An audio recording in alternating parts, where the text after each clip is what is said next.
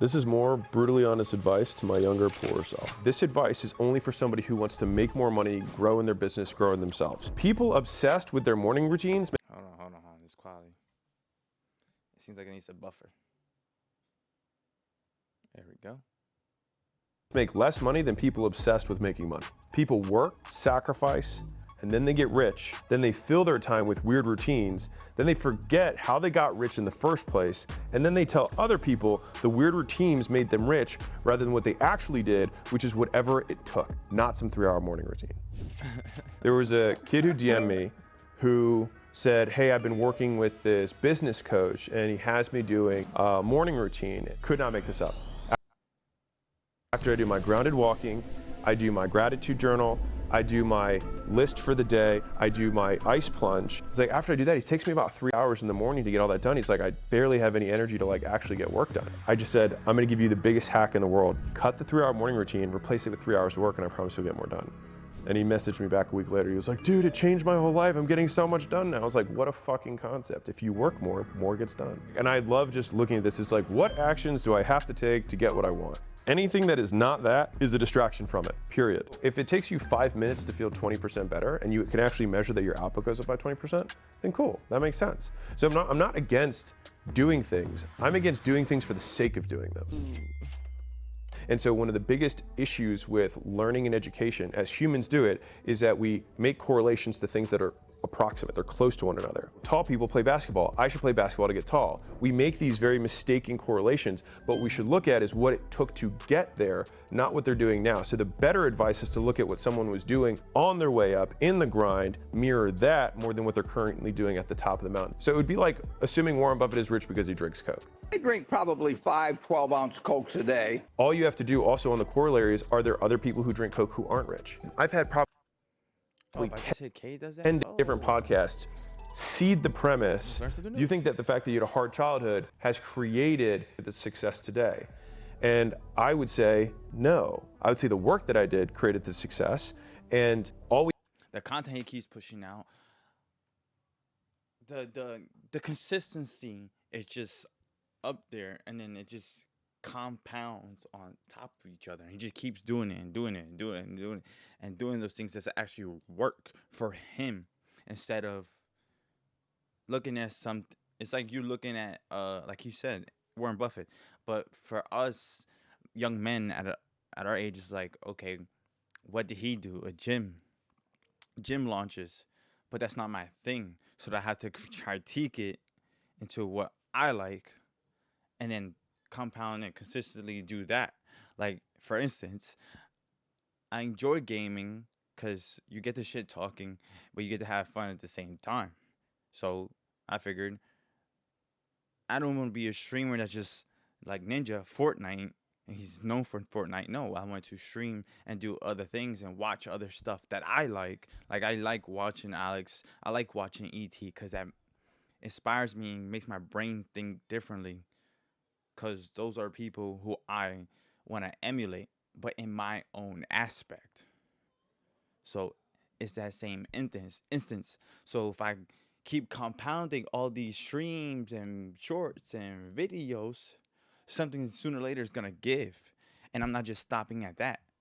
I'm doing more of what I like and more of what I want to be. And the more I do it, it just keeps going and keeps going and keeps going, and for sure something's gonna pop off, whether or not, you know what I mean. It's just of actually doing it and not writing it. Right, there's a difference between writing it down, getting it out your brain, but you could write it down, and if you don't do it, it's just you just write notes. Really, you don't really do anything.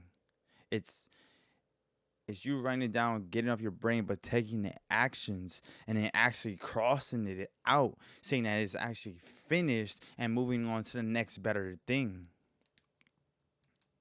And always advancing and thinking ways to get better and make it more sufficient.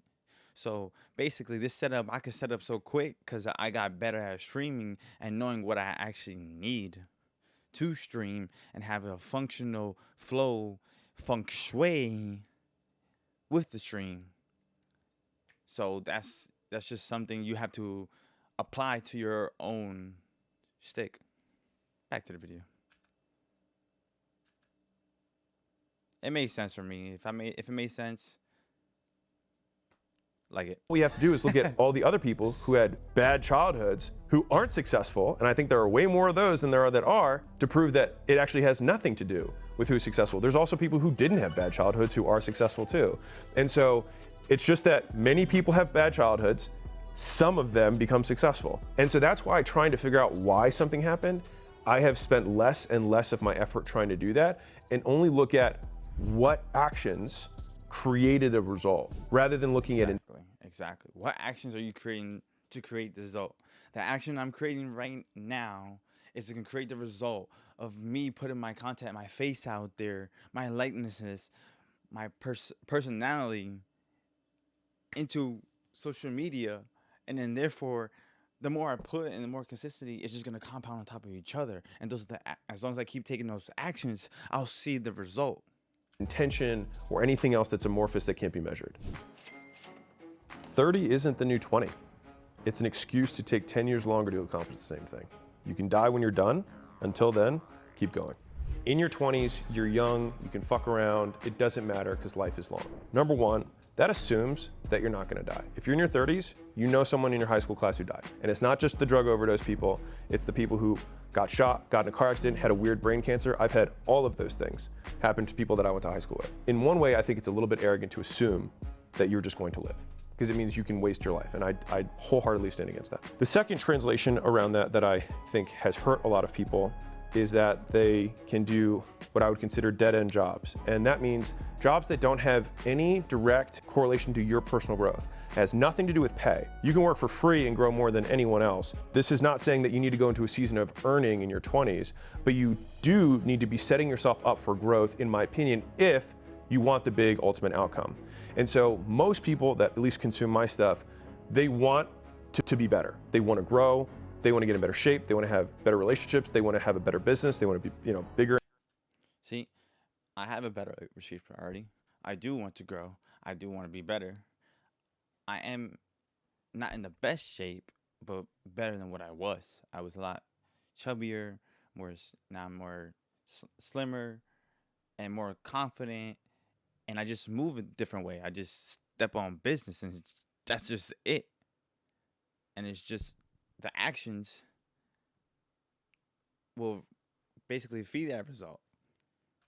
In every way, they want to expand. If you spend the decade of your 20s not growing and not investing in your skills and your education, if you do that in your 30s, you're going to be further behind than someone who starts in their 20s. You're going to be a decade behind. Nowadays, there's kids who are starting out their entrepreneurial journey when they're like 13. And so when they're 23, they're Mr. Beast. He's young, but he's actually pretty old in business terms, because a lot of people start their business journey in their mid-40s. And so if they're 50 years old and started their business 5 years ago, Mr. Beast has twice the amount of time in the ring under the bar that they do. For me, I want to start my time clock on paying down my ignorance debt as fast as humanly possible, because the debt is a constant for everyone. All of us are trying to pay down that debt as fast as we can, and taking a decade, arguably one of the most productive decades of your life, and not paying down that debt, you just sit in such a deficit compared to your peer group. Some people might watch this and be 30 or 40 or 50 and be like, well, shit, I took the wrong advice from the wrong guy. Guess what? You're gonna die, it's not gonna matter anyways. Big deal, whatever. The best time to do this was start when you were 10 and get born to an entrepreneurial parent who got you in their small business and invested in all of your education as a homeschooled student and taught you all the ways of the Jedi. But you probably didn't have that. And so the second best time is to start now, because let's play out the alternative. How much does it serve you to just say, I guess I have no chance? Okay, die. There's nothing left for me to do. I will relinquish the remainder of my living days and years because I choose to lose. And that's a choice. And if you want that, that's cool. The idea of quitting simply because you're older, because you didn't do something, everybody doesn't do things that they know they should be doing now. And that's because you're always going to know more in the future than you do in the past. And so it's a faulty premise to say that I'm not going to take action today because I didn't know something in the past. Everyone doesn't know anything in the past. But all you can do is take action with what you know today. And by taking action, you have learned. And so you actually take one step to making your first payment on ignorance debt through actions, not words. I mean, I think a lot of people know the story of the 30-year-old barista. If you love that, then do it. You know what I mean? Like, I have no judgment on what you do. If you don't love that and you wish you were doing something else, that's what I would say I have a problem with, which is, why are you not doing it? And I think diving into that, which is usually some sort of fear, some sort of anxiety, some sort of label that they believed that isn't true from someone else. And just trying to zone in on like, why am I not doing it? And taking 2 steps closer to it, not just like, because I don't know what I'm doing. Well, duh, okay, neither does anyone. What are you doing about that? Just defining it to what actions am I gonna take as a result just makes life a lot easier. What does figure it out mean? It means that I'm going to read 2 hours a night on a specific subject until I feel like I can make a decision within 30 days on what I'm gonna do. Great, that is something I can do and I can measure whether I did it or not. Exactly. So, fuck. That's not exactly. I had something on the top of my head. Oh, that's what it was. For instance, a streamer can be anything you want it to be, right? It could be art. It could be reacts. It could be political. It could be gossip. It could be drama. It could be gaming. So, for me, I see all of them doing that, but I don't really feel an enjoyment out of it if I were to emulate that. Because the fact is, what are they learning? What are they teaching? Or is it just all entertainment? I don't want to be an entertainer in that aspect. Like, if I can make you laugh, I'll make you laugh. But it's not about something dumb. Like, I just don't get out of that. Like, I can't waste my time watching something that doesn't provide value. It's just not for me. And that's because I like to be productive with my life. You know, I like to do things. I don't like to act. I don't like to sit and watch. Even though I'm watching this, at the same time, this is something I enjoy because I'm learning from this to be a better person, to be a better adult and a better businessman, to learn from people who are in the business. So that way, when I'm there, I have that sense. So basically, what I'm trying to say is, I enjoy information that's gonna help me to project my life to another level than compared to just fucking around watching, you know, something dumb, just something. It doesn't have to be, I don't know off the top of my head, just something like a GTA clip and someone talking some inspo, like shit like that. Or, you know, TikTok, you know the shorts, you know the reels. You see all the garbage content that you see out there that it just, what do you get out of that? You know what I mean? It's just for clicks. And that's just not me. Like, I want to watch something that, oh, if you watch it, maybe you never heard of it or haven't heard of it, and maybe it might interest you, and it might change something in you. Because I watched it, and now you're watching it with me. Because I liked it, and now you like it, and it's maybe changed something in you. So, like, I like it. That's something I like. It just drives. I'm going off a tangent, but yeah, back to the fucking video. You have seasons of earning and you have seasons of learning. I had this. Okay, hold on. I like that. But you can always learn and earn at the same time. Like, he was talking about a dead-end job. Okay, you could work your job. Doesn't mean you have to be dead-end. But if you're just working to work, then it's going to be dead-end. Because you're not creating nothing out of that aspect or that out of that atmosphere of work. So if you work at McDonald's or Starbucks and you're not making nothing out of that realm as a creative or something that interests you, then I just feel like you're just wasting your time, really. And then that's dead end. That's entirely up to you. Kid who reached out, he was 18 years old, said he was gonna edit videos for us. When he came in, he said, I want $100,000 a year as an editor, as a starting job. His reasoning was that somebody else had offered him that amount of money.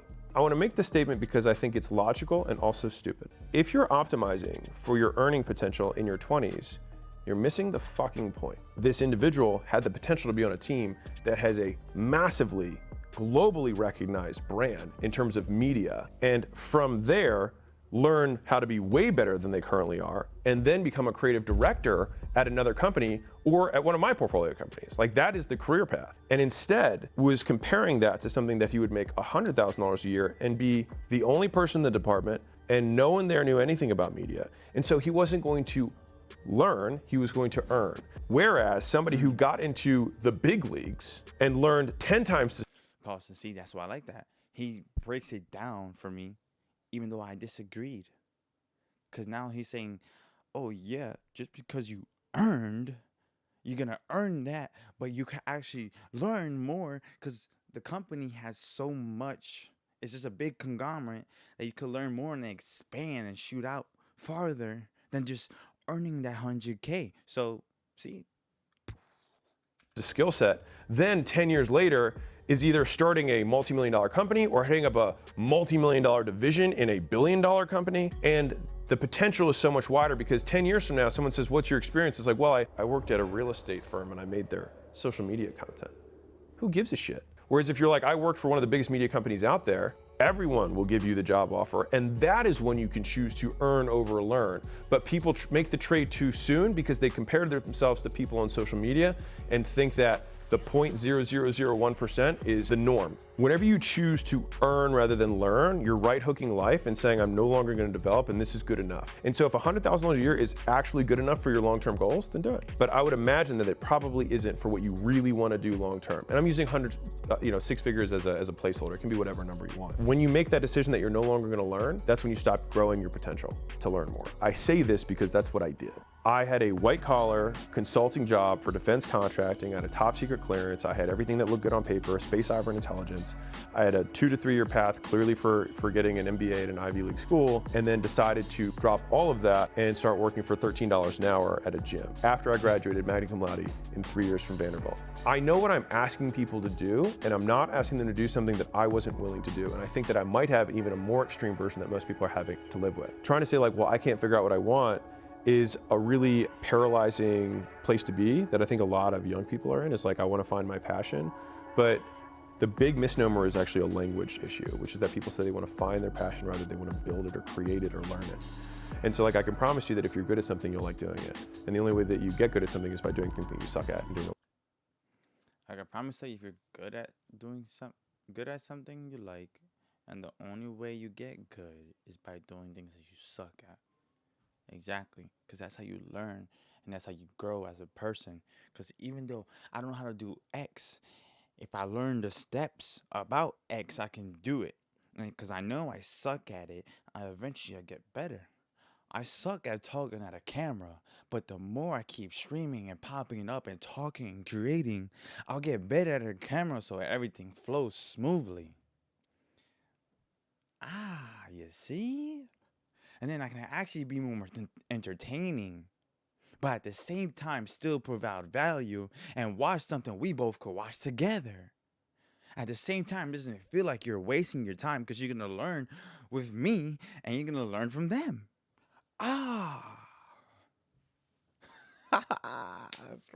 Because see, now my brain is flowing. Because I'm actually enjoying something that I want to chase. Not chase, because I do not chase. I attract, because I'm blessed. The universe gives me everything, which it does, because I'm listening to God. And I'm cutting all the ties, removing the fat out of my life. A lot of it. So let's say you make $50,000 a year. It costs you $950,000 a year not to know how to make $1 million a year. So how much is that education worth? Answer, the difference. The difference between $1 million and $50,000, which is 950 grand. If you learn how to make $1 million, The education is worth the difference. This is why education and information are the most valuable things that we can know. Exactly. Education and information. What are you consuming? Because you are a consumer and you are consuming this content, or you're consuming that live content, same stick. So what are you consuming that's going to help you grow? And if it's not helping you grow, it's making your IQ drop. So you're wasting time. See? So you're a time waster. You don't want to actually learn. You want to waste time because you're not actually focused. You're just trying to kill it. So what are you actually doing? Yo, fire. And you just got to keep hustling, because the education information that you're learning will progress you in life compared to taking in information that doesn't do anything for you. It's the same way why we go to TikTok or Google and we put in the search engine how to do this, DIY this. It's so quick and you learn it faster and then you become better at it. But that's with an intention to actually execute on the information. Elon has lost everything and then gained it back. So many of the best entrepreneurs have stories where they lost it all and then gained it back. And so how is it that they can go to zero back to $1 billion, where somebody starting at zero can't get there? Because they didn't lose the education. They didn't lose the learning. They had a bad role. And sometimes in business, you do make bets on markets, and sometimes they don't shape up. But you didn't lose, and a lot of times you actually gain in experience so that the next bet pays off even bigger. Everyone gets this wrong. The most expensive thing you ever pay for isn't your car, it isn't your house, it isn't your insurance. It's the information that you don't know but should. I mean, how many things can you think of right now that if you knew 10 years ago would have materially changed your financial outcome, your relational outcome, your physical outcomes? Probably a lot. If I remove the negativity out of my life faster than doing it now, I would be at a different point in my life. So that's what he's saying. The information that I know now would have helped me a lot back then. But since I was ignorant to the information, the education, the hustle, and the grind, I had to pay for it later. You understand?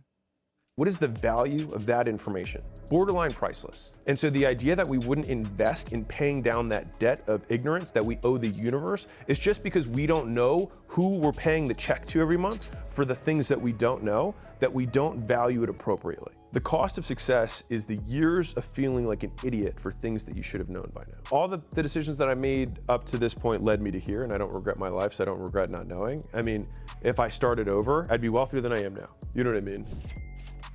I can't go back in time, but if I could go back in time to talk to my 20-year-old self, and it wouldn't change the outcome of my life now because I would never roll that dice, is I would say there's two things that you don't understand that will massively change your life. You don't understand brand and you don't understand product. Because I was obsessive in my 20s on sales and marketing and what I would consider fast money. I had fast feedback loops. So I'd get better at sales and then I'd immediately make more sales. I'd get better at marketing, immediately make more money. And so I had this very fast feedback loop that gave me the misinformation or the false belief that this was the right path, but I was actually just playing the wrong game.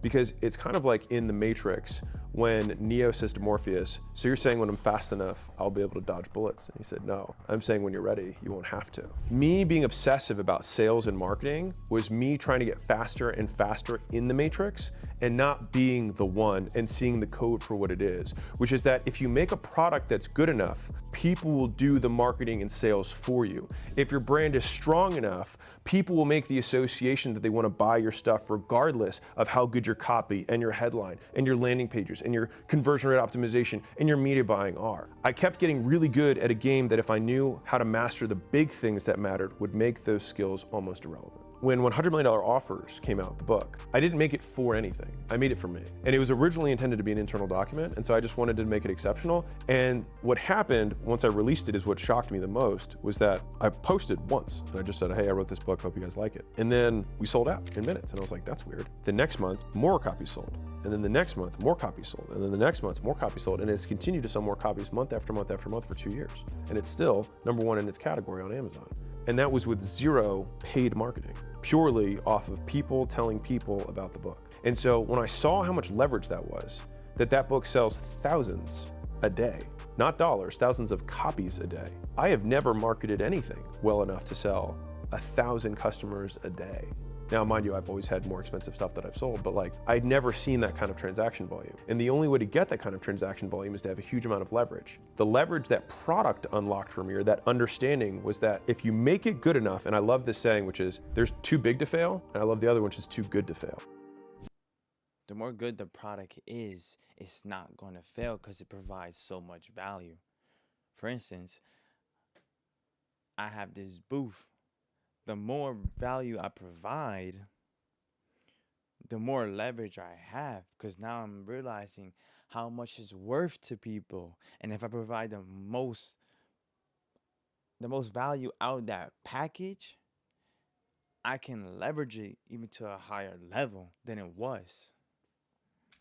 Headline for $100 million offers makes no sense. No one knows what $100 million offers is. And it's just like a picture of a $100 bill. It's a big purple book. Like, it actually makes no sense. But the contents of the book were valuable enough that people were like, just read it. And they said it so many times to so many people. And most people who, when I see the comments and I see the reviews, they say, I had 4 different people in the same month tell me in different groups that I should read this book, so I decided to do it even though it looked hokey. And oh my God, this thing is unbelievable. And then they tell 20 people or 100 people. That was when I realized how much leverage spending more time up front on building a better product would unlock for me. What I used to do was spend 2 months building a good product and spend 2 years marketing that product with great marketing, rather than spending 2 years on a great product and then for the rest of my life not having to spend any dollars or effort on marketing so that it would sell again and again and again because of the quality of the product itself.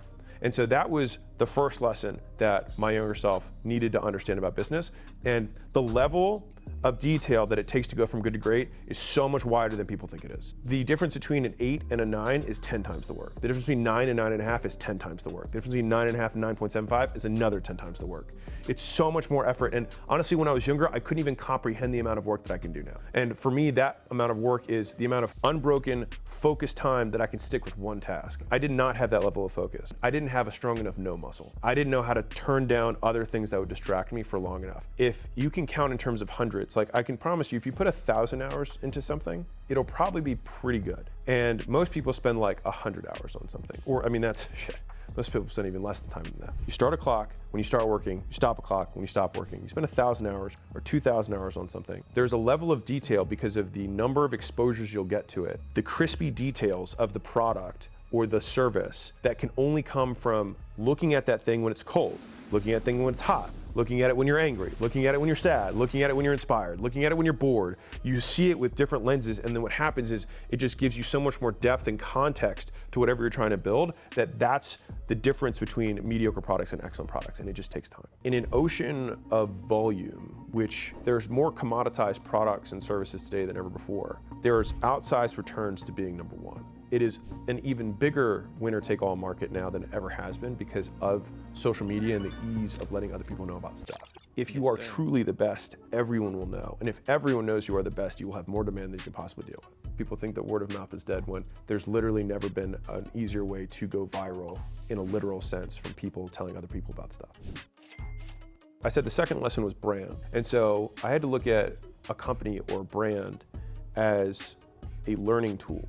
As what are people going to learn to associate my brand with, the tangible and the intangible ideas. There are many people that I associated with when I was younger that I would never associate with today. Even though I would say, well, I don't act that way, I don't live my life the way they live their lives, people would still make that association. If I did nothing but talk with porn stars on my show, people would still make a very different association with me. And so I want, and anything that is not those things, by default detracts from it because it dilutes the association. Branding is like curating a garden, where pretty much anything but the flower that you're trying to grow there is a weed. Even if it's a daffodil, even if it's a sunflower, even if the flower itself is fine. Like I said, I have no issues with porn. I think it's a sunflower, whatever. But if I'm trying to grow roses, then anything that's not a rose doesn't belong. Being so vigilant about defending that garden of association and reputation gives you so much leverage, because the reason Warren Buffett now can just do deals that no one else can do is because his handshake means more than the US government's. If he says he will pay, we know he will pay. If he says he will be there to insure your entire city, we know he will. He can do a deal on a one-page agreement for billions of dollars because people trust and they know that his reputation matters more than anything to him. And so trust is leverage for deals, it's leverage for sales. The first experience I had with having a strong brand was when we were probably a year and a half into Gym Launch. I launched what would become Alan, my software project. And when people heard I had launched a new thing, the clients that I had were sending screenshots of their credit cards to my customer support team saying, I don't know what it was, but if Alex made it, I'll buy it. And so all of the ideas and the obsessions around how I was gonna market it and how I was gonna position it, the thing that mattered most was what they had already received from me and how much I had delivered on my first promise. And so when I realized that, I was like, all of this sales and marketing stuff gets you one sale. Delivering exceptional product and exceptional reputation around your products gets you every other sale after that. And you will always be able to sell the next thing provided you delivered on the first thing. And that's where there's this obsession with marketing because there's always more people to sell to. It's a very, in my opinion, tiring life. You always have to go get new customers. If you make sales to get customers rather than get customers to make sales, you make the customer the goal. And then you get to keep that relationship.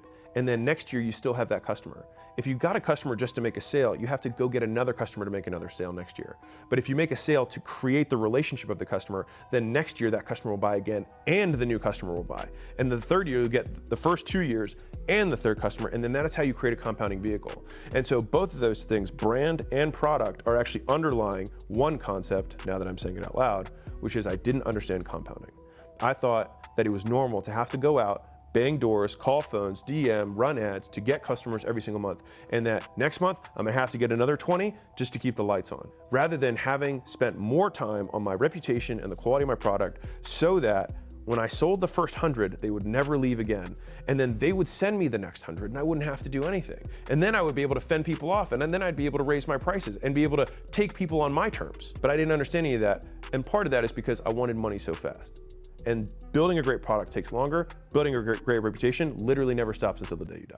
Leaning into that lesson, the first book I launched, and I think it did 2,000 or 4,000 copies sold its first month, something like that. The second book that launched 2 years later sold 250,000 copies in its first month, which for context, the average New York Times bestseller sells between 10 and 100,000 in its first 12 months.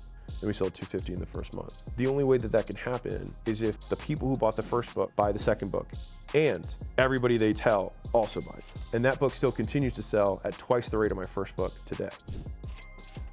Here's how to spot friends that are worth cutting. They only talk about your past, not your future. So if you go and you hang out with your buddies and all they can really reminisce with you on is the things that you did together, but none of them are talking about what they're gonna do or what you're gonna do, for me, that's a telltale sign that they're living in the past. They're not even living in the present. Their best years are behind them. And for most of us, we want our best years to be ahead of us. And we want somebody who's also looking at the same goal as us, which is growth, which is moving forward, which is making progress. If you are a growth oriented, and that's why I watch him, because he is about that. That's why I watch ET, because they're talking about moving forward. Moving forward. We're not talking about the past. We're not reminiscing. Move forward, and that's it. If you cannot do that, and I want you around me, cut all ties. And you feel like you're not sure about your environment or if it's conducive, the easiest litmus test is who talks about the future and who talks about the past. Keep the ones who are only talking about the future, cut the ones talking about the past. The best thing that I ever did was not listen to other people's opinions about my life. They don't want the best version of you, they want the version of you who best serves them. Now, when I first said this, I got flack from a bunch of parents. They were like, I really want the best for my kids. I was like, that's not true. You want a version of your children who serves what you think will make you look the best. Family, I would say, more often than not, has a closer alignment with your long-term goals than strangers do. And so it makes sense that family would have more aligned interests, but not completely aligned interests with you. Because the only person who has a completely aligned interest with you is future you. Keeping that as the litmus test of whose opinion I'm going to listen to, although it's more difficult, has ultimately been very fruitful for me. Because if you're looking at even two parents, you can disprove that concept by saying, okay, well, both parents want different things from me. Of the things that both parents want, which of the things help each of the parents individually out? Because I can promise you that the thing that one parent wants doesn't hurt them and help the other parent if they disagree. It's usually something that's more aligned with their worldview, their beliefs, or what they will get status from in their community for you doing. And so all of the things I just described have nothing to do with you. So why consider it? I'll say this up front. I hate why questions because who knows why. But I would say that if I had to make a guess on why we care about other people's opinions, it's because we've learned to care about other people's opinions. And when we're children, we learn to orient ourselves to the world through other people telling us what is what. Literally, when you're a kid, you point and then you say, what's that? And then they say this. And so you have to listen to other people on the way up. The problem is, at some point you have to turn it off and say, you know, some of the people I was listening to had no idea what they were saying. But you don't know they have no idea because you don't have a context to make a judgment. You have to learn to become human, and then you have to learn to become yourself. And I think that at that turning point, you then have to analyze the beliefs that you've been given. Because I was learning how to be a human, but I wasn't trying to be myself. So therefore, I wasn't happy with myself. But when I learned to be a human and then love myself, I can become myself. And then I step on business like I'm doing right now. You feel me? And then keep the ones that you choose. Most parents are risk averse rather than risk taking for their children. So like we're willing to take more risk for ourselves oftentimes than our parents are willing to take on our behalf. And I think that's normal. They want to like keep you alive. There's a lot of evolutionary drive behind that. And so they're playing not to lose, but if you want to play to win, then you have to take different bets. I think a lot of younger people get really confused because they spend a lot of time talking about ideas and very little talking about doing actions. And so if you just define the world by only things that occur in it and not things that occur in your mind, there's a lot less noise. And so it becomes easier to see the forest for the trees. Let's say I have an employee and I want to hop on a one-on-one and they said something in a meeting before. And I say, I think the intention behind your statement was that you wanted me to do this. And this is how I was feeling about your statement. And this is probably where you were feeling. Everything I just said is a complete waste of time because all I know is that they said this. And so just focus on the facts. And if you can do that, it actually makes living life a lot easier or navigating life a lot easier. At least it has for me, because those are the only objective truths. An easy frame for that is like, would it be admitted to a court as evidence? You saying you were offended is not evidence. John said this to Sally, these words, that's evidence, indisputable. And so just look at the things that are beyond reproach, look at the things that are indisputable, look at the things that are facts that are observable, and the world gets a lot quieter, and you also realize that most people are full of shit and don't know what they're talking about. I mean, if someone was like, hey Alex, why did you get into business? I could make up an answer. It just, how do we know it's true? Trying to figure out someone's intention is bullshit. If someone asks me, why did you get into business? I can make up an answer. Anyone can make up an answer. Why do you like making money? Why do you like sales? Why do you like marketing? Why are you good at this? I can make up any answer. All I know is that these things have occurred. And so we can look at my actions and we can look at the results. The rest of it, of which had what influence on what, like I can't relive my life and I can't run the experiment. And so trying to determine why, like was it because my mom didn't hug me? Was it because my dad hugged me too hard? Who knows? I can give anyone and someone will nod and say, great, because we've trained ourselves to answer when someone says, why do you do that? You give them words and they nod and say, oh, that's interesting. But like, it doesn't mean it's true. And so I just try and skirt the whole conversation because there's no point. So when someone's like, well, I'm the type of person who, I'm like, just stop. Then they start using this label to decide whether or why they can or can't do something. I wouldn't be successful with that because I'm a neat freak. Why? Because you take trash out of your car regularly? Why does that have anything to do with whether you could do this or not? I used to think and told people I was bad at math until I was 25. Post-college, post-consulting job, all of it. And then I decided that I was not going to be bad at math. And so I was like, okay, well, I'm not gonna use a calculator. And so then I started getting better and better at doing math problems. And then lo and behold, when I took the GMAT, I was like, okay, I have to study twice as hard for the math section. And I did just as well in the math section as I did on my verbal. But my whole life, I had said I was bad at math. And so I didn't study as hard because I was bad at it. Everyone who's listening to this has something they say about themselves. They're like, I'm not organized. I'm an early bird, right? Like we have these labels we give ourselves, but like, why do we have these labels? Like if you needed to wake up early, you fucking wake up early. If you need to stay up late, you stay up late. The labels change our behavior more than we change the labels. I really abhor labels overall because I feel like it limits my action. When I get on podcasts and I have talks and people try and label me, you'll probably actively see me break the label almost every time because I'm really aware of it. And a lot of people aren't, and I don't think people do it on purpose in a bad way. I just think that they will speak things over you, which is why I hate going home, because no one speaks shit over you more than your family and the people who knew you in high school. Alex has always had a short temper. You're a hothead. Literally, people from home describe me that way. I was like, I don't think I'm a hothead. They will say that, and then I feel like I have to really put up my mental like defenses to be like, This is not true. Here is the evidence that this is not true. What would a hothead do in these scenarios? That is not the way I behaved, therefore, right? And I have to basically unwind that shit whenever I go there. And so that is why I've been an advocate of, like, if you want to change your behavior, change your environment, because they're not going to reinforce labels that you then also perpetuate in your own mind by the actions you take as a result. And the only reason they want to label is because it's shorthand for other people to understand, not because it's true. They just want to say, he had a bad childhood. And so they take, oh, your whole life, and they just say bad. But that's not true. There's more nuance to it. I prefer to think of ideals and think of taking steps towards those ideals. And since ideals are not binary of like, he is courageous or he is not courageous, but how courageous is he, or how patient is he, not impatient or patient, but how much, then I know the values that I want to embody, and then I just take steps towards those every day with the actions I take. And so if I'm deciding, do I want to take this action, I'll say, which action aligns most with the values that I want to embody? And then I try to do that. So rather than being like, Exactly. I want to embody, how can I say this? I want to embody this, not the same thing, but more so, more inspirational, more motivating, more productive, more positive life, right? So what am I doing to do that? If I'm consuming content that doesn't provide me per value, right, and it's negative or whatever it is, because you know there is content like that, I'm not going to watch that or consume that or even post it on my stream or give it any time, because that's not what I want to embody. So that's why I watched this. And I was like, oh, wait, I had the idea. Let me watch some of his stuff, because I like to watch it on the regular, but let me add it to my stream. The same thing with the ET. I like to watch his stuff. I was like, oh, wait, let me add it to the stream. Because that way, at the same time, it's exposure for them, but more so I get what I want at the same time, and I'm doing something towards it, and I'm not providing you something that's garbage, because they're giving you good stuff. So if I'm sharing the good stuff to you, it's still good, and I'm giving you an aspect. I mean, not an aspect, but a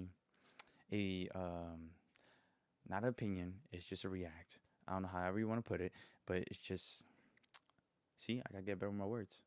That's something I gotta practice.